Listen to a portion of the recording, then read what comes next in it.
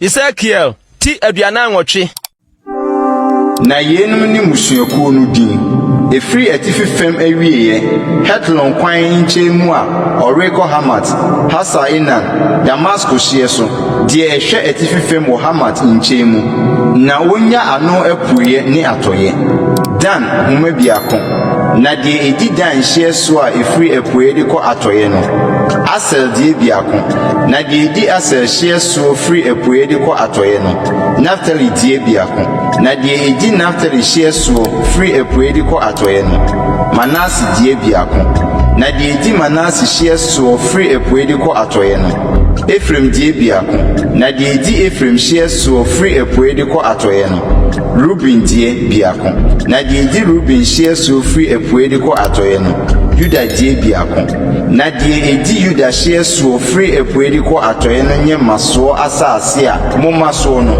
ne trenye susio demre mpem aduonu no na ne ntwimu nye se chefa no bi mfiri apuye nkosi atoye na kronkron bia no nan finfini maso asase a monyima Awurade no ntwimu ni susio demre mpem aduonu no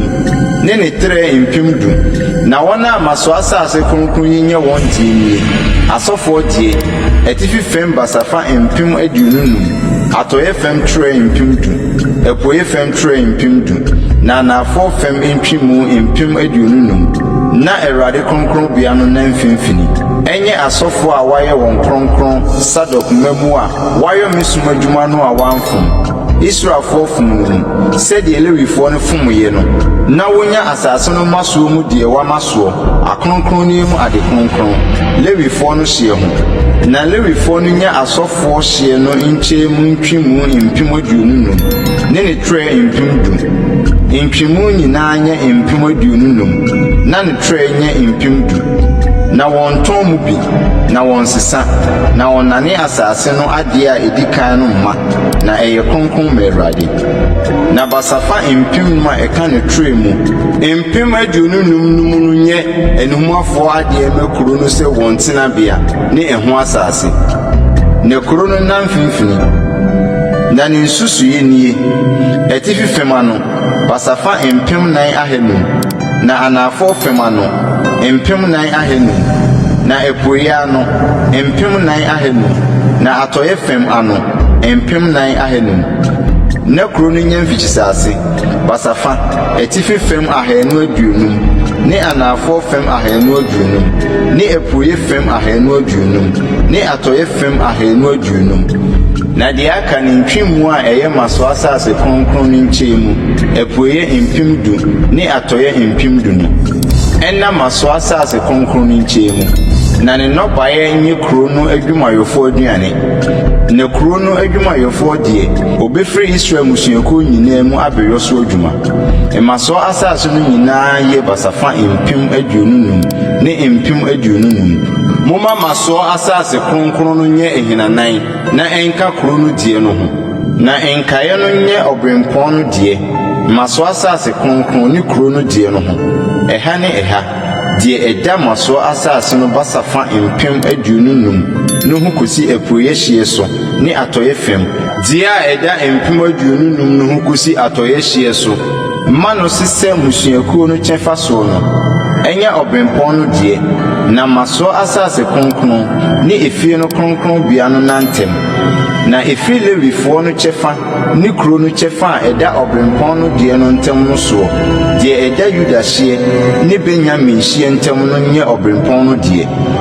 na musuaku a aka no die ni efiri epuye de ko atoye no Benjamin die biako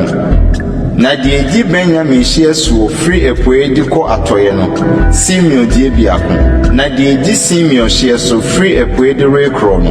Isaka die biako na die di Isaka hye so free epuye de ko atoye no Sebulon die biako na die di Sebulon hye so free epuye de ko atoye no Gad die biako na Gad hye a ewo anafo fem a ekire nifa no so hye no free Tama emfa wo hamu nsu a ewo Kades ni Misrim so bonhwa no nkosi epokese no ano ye ni asase a momfa ntonton nchema Israel musuakuo na woni so no na yenum ni won chefa Awurade Nyankopon asemuni Na yenum ni kuro no ho apono. Etifi fam die no nsusuye ye basafa empem nan ahenum.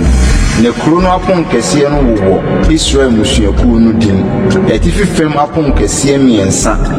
Ruben pon kese biako. Juda pon kese biako. Lewi pon kese biako. Na epoye fam die no basafa empem nan ahenum ne apon kese miensa. Joseph pon kese biako. Benjamin pon kese biako. Dan pon kese biako. Na fo fam die no nsusuye basafa empem nan ahenum ne apon kese miensa. Simeon pon kese biako. Isaka pon kese biako. Sebulon pon kese biako. Atoye fam die no basafa empem nan ahenum na pon kese miensa. Gad pon kese biako. Aser pon kese biako. Naftali pon kese biako. Die etwa ho hia ye empem dumotwe. Na Efrida no kuro no din ni Awurade wo ho.